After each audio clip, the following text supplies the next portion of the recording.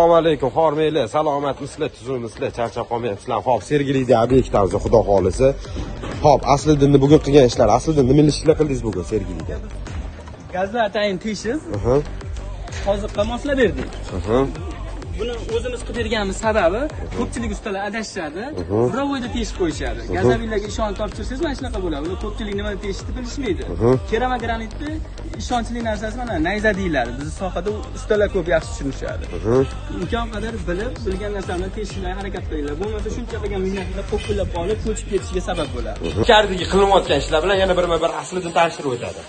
Yana shu nayzani reklama qilib ketaman, qaranglar. Bekorga emas. Buni alohida oltili sim bilan akkuratni teshib berganmiz.